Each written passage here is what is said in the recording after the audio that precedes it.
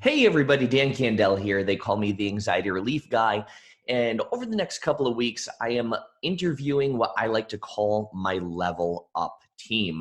And I have someone very special today who I like to consider part of my level up team. I hired her about a year ago, a little bit more and than a year ago. And I call her my badass bookkeeper. She does way more than just bookkeeping though. She's like, for right now, she's like my financial guru. And I wanted to have her on to ask her some questions for those of you who are business professionals, business owners out there, and even those people who are like really panicking because they feel like they need to stay financially fit. So the title of this and what we're doing is staying financially fit in times of uncertainty. And so Beckie, welcome to the chat, my friend. Thank you, Dan, and thank you for the fantastic introduction. Great. So you can't disappoint because I said you're the badass of bookkeeping, right? No pressure, no pressure. No pressure. So Beckie, I want to talk a little bit about how you've helped me out over the past like year and a half or so. Great. So when you first started working with me, you were like, Dan, you are a mess. Is that typical when you start working with people? Do you notice that their finances just everywhere? They're like a scatterbrain? So I think there are multiple levels of people. People who are somewhat organized, don't want to do it themselves. People who don't really know where to start. And people who are a mess and don't know where to start. And so I think it's kind of a mixture of a bunch of different things, taking a look at different types of industries and clients, where you were in your business, how long you've been in business for, and kind of where you stand. So I think it's a mix. It's a mix of people. It's a mix of people who are, somewhat organized, and there's a lot of people who are just a mess to begin with. So. Part of a good financial person is also patience. And you were very patient while also being very persistent. And I remember when you sat down with me and you looked at my books, you're like, dude, I work with businesses that have 10 employees and you're the only one, and you have more transactions going in and out of your bank account than the businesses who have 10 employees. And and the one thing you were persistent about though, Beckie, is me switching over not just my bank account, but also like the way that I do accounting and my entire accounting system. So that way I have a sense of organization and also a sense of ease. So I know what things are looking like every, not just like every month, but every week. And do you find that sometimes people that you work with, when you start working with them, there's a little bit of that tweaking and a little bit of that reorganization?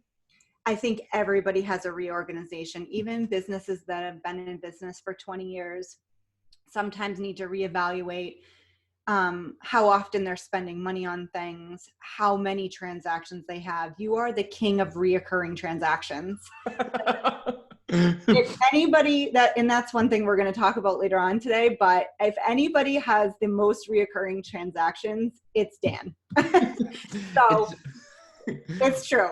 And I hate to say it like that, but overall, I think that there's always tweaking to do in good times, in just, times that are stressful, and just in general, always taking a look at things on a monthly or weekly basis can really save you. I know a lot of people who have those reoccurring transactions and don't even realize that they're happening in their bank account. Right. And we've also had that conversation where I've made you go back and look at everything, and you've saved yourself some money just by reevaluating that and stopping subscriptions that you were like, I didn't even know they were charging me for this. It's funny because part of being financially fit is knowing what's going through your bank account and knowing what's going on with your finances. And I love it when you call me Beckie, and this is why I call you like the badass bookkeeper. And you're like, listen, I was going through your books, and do you know what this is? And I'm like, no. And you're like, then why are you paying for it? And I go into my bank account. I'm like, oh my gosh, I haven't used that in months. And Beckie, after a 20-minute phone call, what I loved is you saved me $3,800 a year because I was paying for things I didn't even know I was paying for. Yep. Yeah. And I think that's why we need to have somebody that has like that external outside look who can question things. And I gotta be honest, like I would trust you with my life. In fact, I do, because you have every single login to every credit card I have, every bank account. Like you have all of my information. And the good thing about that is the person that you're working with, you have to have a trusting relationship with. And also it's about getting a little uncomfortable. Like when I first hired you, you were asking me questions I didn't know the answer to. You were leading me in a direction that was different for me, because I was working with somebody else before you who brought me to where I was. And you were like, okay, now we're going to revolutionize this and I'm going to bring you someplace a little bit different. Yeah. And it was uncomfortable at first. But that's where it's all about reinventing. And speaking of reinventing, like I know this is new for you. I asked you to be on this because you're part of what I like to call my level up team. And I know the value of other businesses having an asset such as yourself. And let's get into talking a little bit about the times we're in right now. And if you're watching this like after April or May, we are in the midst of the Corona crisis right now. And Beckie, you work with a lot of businesses. What are some of the major concerns you're hearing from your clients and other businesses now? Oh my, that can run the gamut at this point. I feel like it's bookkeeper, business advisor, therapist. New title as of last week, but I think we're all going through this together and we all don't know what this time minute by minute looks like. Some of the concerns I'm hearing, if you have a brick and mortar store, you've had to close. What does that look like? How can you mitigate losses and be able to open up hopefully in a couple of weeks or a month or 2 months, or when we can all go back to whatever normal is. We all know normal isn't real because I'm not normal either, but and how they can best save their cash, how they can potentially try to hold on to employees if they have employees, depending on what their businesses that they service are, or individuals that they service, what other offerings that they can offer. I've had a couple people, and my hands are clean, so if I'm itching my face, I promise I've washed my hands. I've had a couple of people reach out to me and say, I think I should go out and get a job. Number one thing is, don't panic. I get it. Trust me, there are people that I know that have no financial backing. They have no savings. They run their business like a lot of us do, on a week to week, on a month to month basis. And I have people who have 8 months of savings and are on a different note, but they still have businesses to run and they may be closing down as well. But the major concerns are, what do I do when I close my doors? How do I pay my bills? What's the best avenue for me to save cash flow? And how can I keep myself and my family safe? Right. So.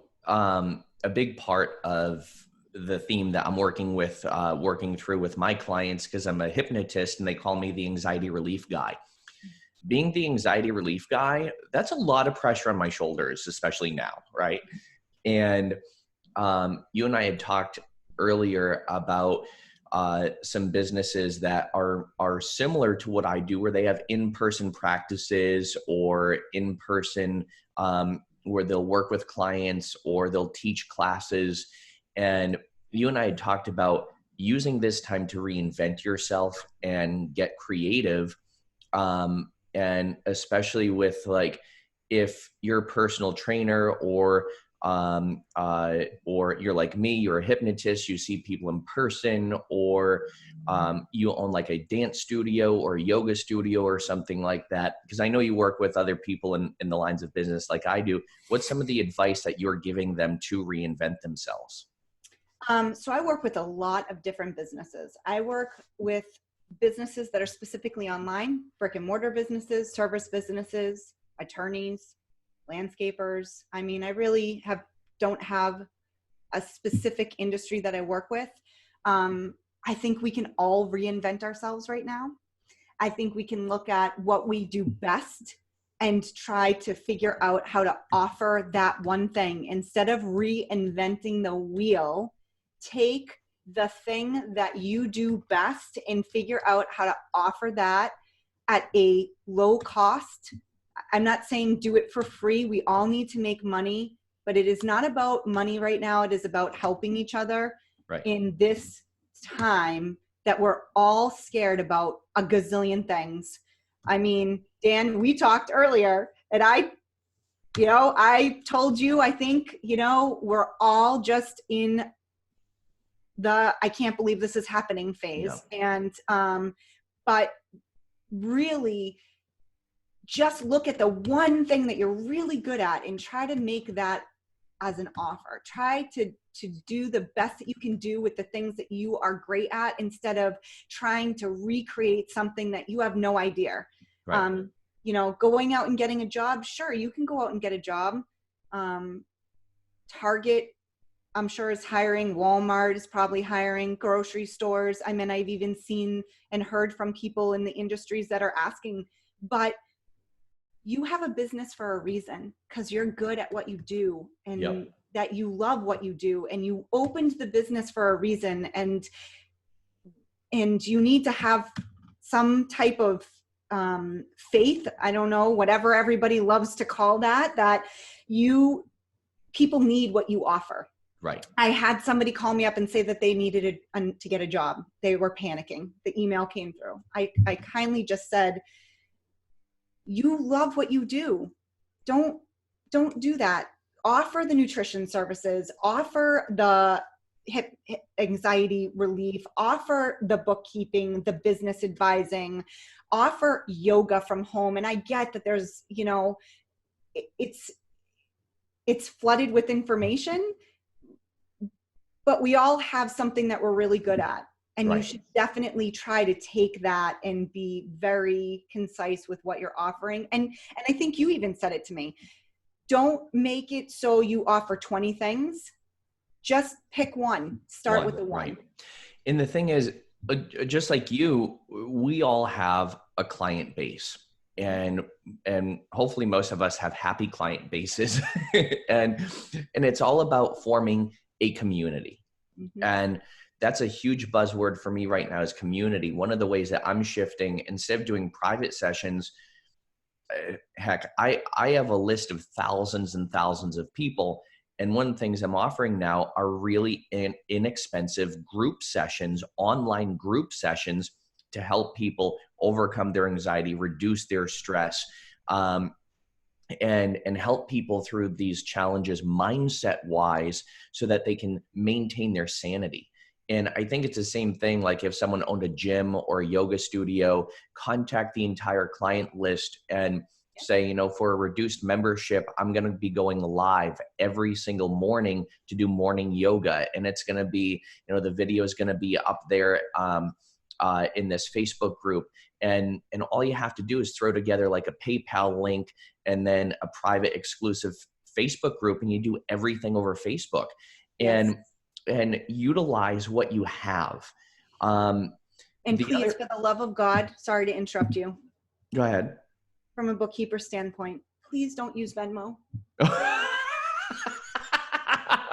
I know it's a tough time and everybody's like, I have Venmo, but from a business standpoint, it's not a good platform to use. I love throw that in there. I love when you, and just so people know, Beckie is way more than a bookkeeper.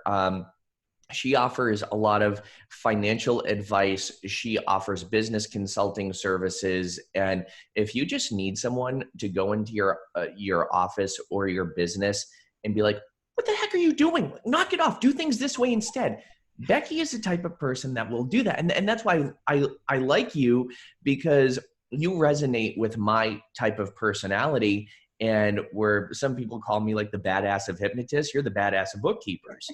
And you really do wear many hats depending on who you're working with, because you've worked with so many businesses before. Now, with that said, I think one thing that people can also do to stay on top of their finances, and this is one thing you and I had talked about earlier, is if you need to make a financial decision, look at all perspectives, and also don't act on impulse. Put a lot of thought into it. So with the things that you've been hearing, what do you think are some steps that people can take to protect their finances, like not making rash decisions or anything like that? What are some things that you can think of? So I think every decision needs to be a thought out decision at this point. We all go into panic mode, but I think you need to look at the pros and cons of the decision that you're trying to make, whether it be as simple as what you're going to have for dinner tonight, because I always have that challenge, right? Or whether or not you should get money out of financial, I'm not a financial advisor, but we talked about this earlier, whether you should get some money out of a retirement or financial so it's readily accessible if you were to need it in the upcoming weeks. But I also think really looking at your overall finances, not just right this second, but in general. We should all be doing this on, I probably reevaluate my finances on a 6-month basis. Sometimes it's more than that. Right now I'm doing it on a monthly basis. I'm not doing it on a weekly basis. I have this theory, which is a weird theory, but looking at the stock market right now is like going to the casino and playing on a slot machine and dishing a bunch of money into it, and you don't win anything. So you get out. Right. And you move to like maybe the next one down or a couple one down. Somebody sits at that same one, puts a quarter in, and they win $1,000. You can't look at it like that. You have to evaluate your situation based on what you have, what you're looking at, what you need. And my main thing is prioritize. What do you need? You need to pay your rent. You need to pay your mortgage. You need to, for business, what do you need? And my new mantra is, when in doubt, reach out. If you can't afford to pay your rent, reach out to your landlord. If you can't afford to pay your mortgage, reach out to your mortgage bank, whoever your mortgage is held with. If you can't pay your utilities, you also need to have a savings plan. And I know people are like, oh my God, did she just say the word savings? But there are things that you can do to mitigate costs in order to save money. You know, if you're, just as an FYI, if anybody is actually an S corporation, if they are filing as a corporation, an S corporation, and you are an employee of your company, you qualify to collect unemployment. So there are some things that you can do for that. There are loans that you can take out, but prioritize what you need in the next 30 to 60 days for funds to be able to feed yourself and your family and have a roof over your head. You know, one of the things that you were saying to me, and you've said this to me a lot, you were like, do you know how much you spend on dining out? Mm-hmm. And I mean, I travel a lot for my business because I'm on the road speaking, doing stage shows, working with big groups of people, and I travel a lot. So a lot of that does involve dining out. But when I get in the habit, I also come home and I dine out a lot as well. And I had in 1 week, Becky, and you and I talked about this. I had $6,000 in hypnosis shows that were canceled, and that's money that I can't get back right now. And I love an audience and being in front of an audience. So we talked about reinventing ourselves, and I am in that creative reinventing mode and helping other people get in that reinventing mode, which is part of the reason why we're doing this as well. And, you know, one of the things that really saved me, I went to the grocery store yesterday, and which is now taboo to go to the grocery store. And I called you because I was really proud of myself, because you helped me be aware of, and not that I'm pinching pennies or anything like that, but you helped me be more financially aware and boost my financial acuity and knowledge. So that way, I told you I went to one grocery store. It was a local grocery store. It was family owned and it was convenient, but everything was hiked up in price. After that, I went to, and I hate saying this, please don't judge me. Walmart is like where, if I go to hell, I'm going to be in Walmart. Like that's going to be my hell. But I went to Walmart and I wasn't buying name brand stuff. I was buying like the clear value stuff, the budget stuff. And again, not like I'm on a budget, but you don't know. You really don't know. So I started planning as if I was on a budget. And I saved about, I would say about $38, $39 by buying budget stuff instead of buying name brand everything, and just being aware. And like I said, it's not that I'm pinching pennies, but it's about being aware. And I've even saved about $500 in the past 10 days from eating every meal at home. And I think that that's a good point. And I think people don't understand. They're like, oh, $38. But let's say you save $50 a month. That's $600 a year. Mm-hmm. You know, and if you can, you know, just act as if right this second, it's not a forever thing. It's a right now thing. It's a take a look at what you're going to need for the next, I'd say 60 days, 60 to 90 days. What do you need to have for your own priorities? And look at what that is, and then start to make adjustments based on that. It's, again, like I said, for me, I'm looking at this as a way to reevaluate things just in general. Yeah. Not just money, but sort of everything. And this is a thing that people need to realize as well. And this is the same conversation I've been having with every single client that I have. And I switched all of my in-person clients to Zoom, like what we're doing now. And it works just as effectively. People love it. They appreciate it. They can do it from home in their pajamas. And here's one of the, and you and I even joked, I said, oh, Beckie, you're wearing pants for this interview. And, and I said, that makes one of us. But the one thing to remember, this is new for everybody.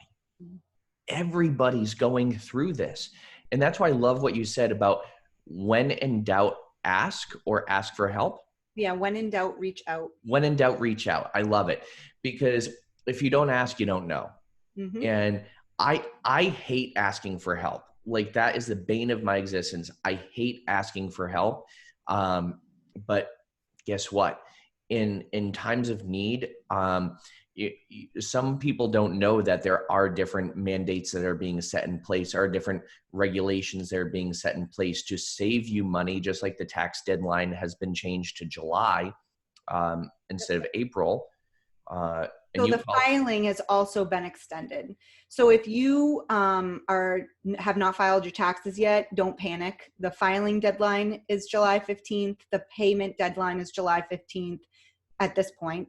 And also the first quarter estimated taxes are also July 15th.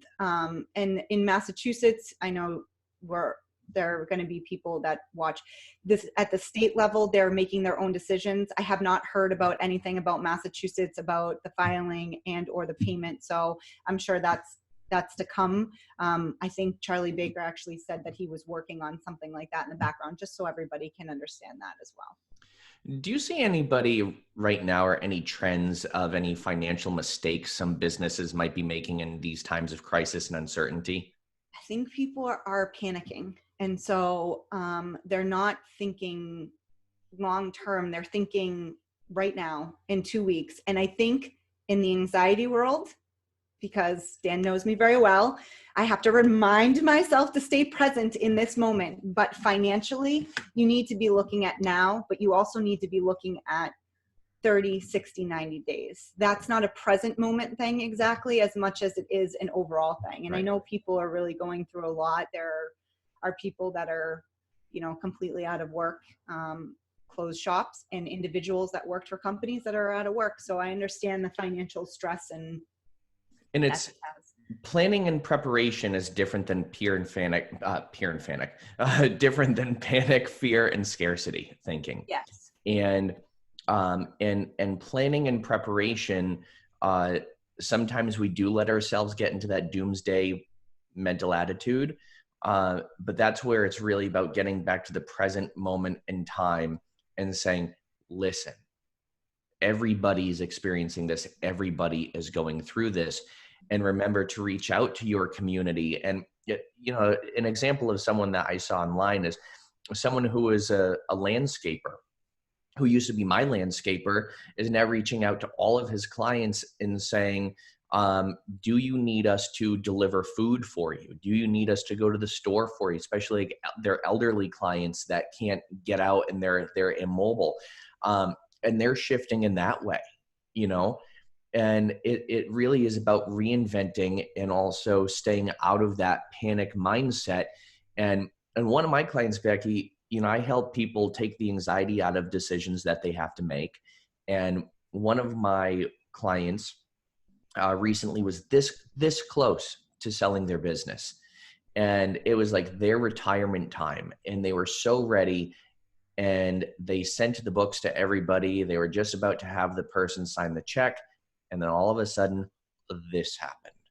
And they called me in a panic and said, I'm never going to be able to sell the business. My health is going to collapse. My marriage is going to collapse. My kids are going to hate me, all this and all that. My employees are going to. I said, listen, you're doomsdaying the F out of this. I'm like, we need to tell that panic to just take a back seat for a moment and let's put on the leadership role here. I said, because what you're doing, it's not the leadership role. That's the panic role. That's what a 12-year-old would do.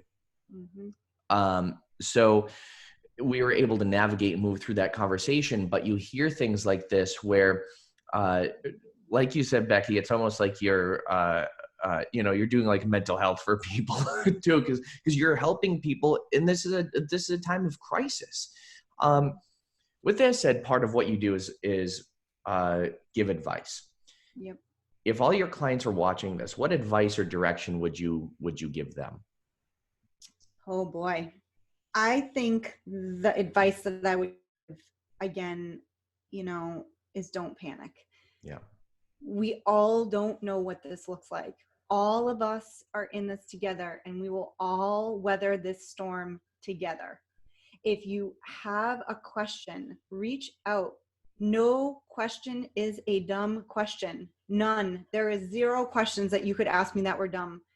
I think that everybody is feeling the same push. I would say communicate with each other, with me, with your landlord, with your mortgage, with your neighbor, with your friend. That landscaper, that's fantastic that he offered to deliver groceries. That's reinventing yourself. And he'll go back to doing landscaping in the end because that's what he wants and loves to do, obviously, because he opened the business. I would say try to get creative. What skills can you monetize? What are you good at? Step outside your comfort zone. Holy comfort zone for this.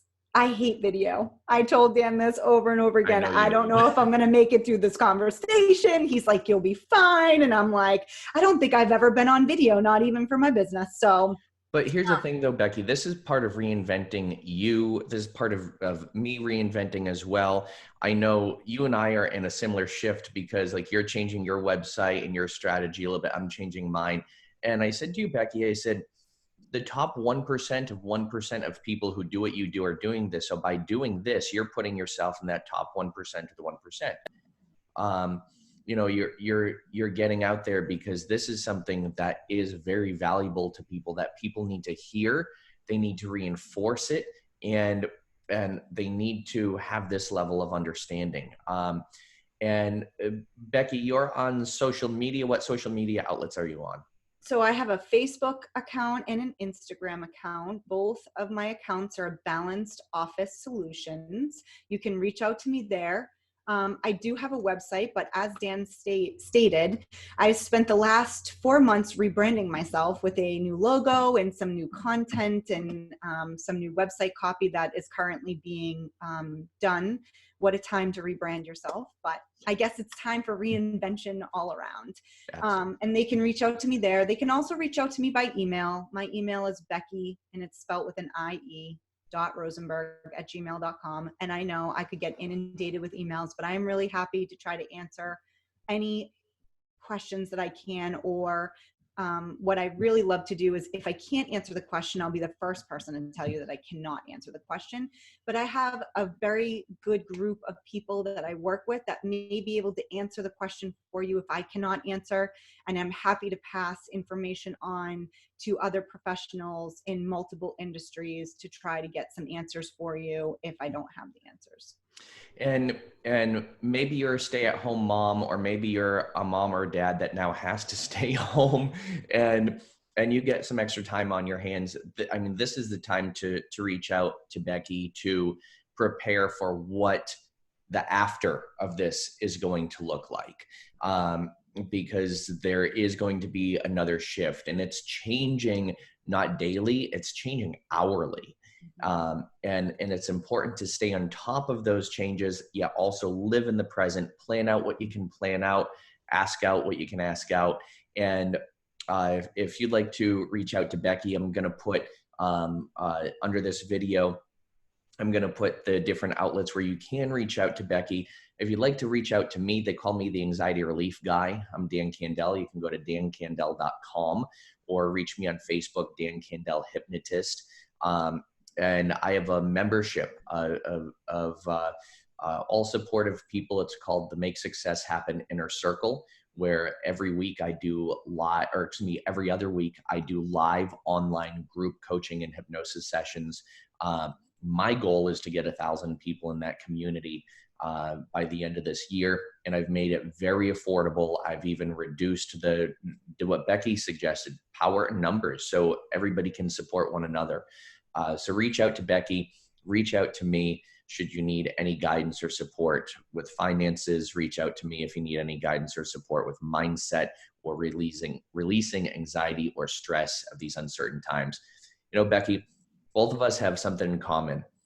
Our clients sometimes feel like they're on the struggle bus, and it's our job to help them get off the struggle bus and onto a more clear path of being financially fit, mentally stable, and living the good life that they deserve to live. So thank you for being part of my Level Up community.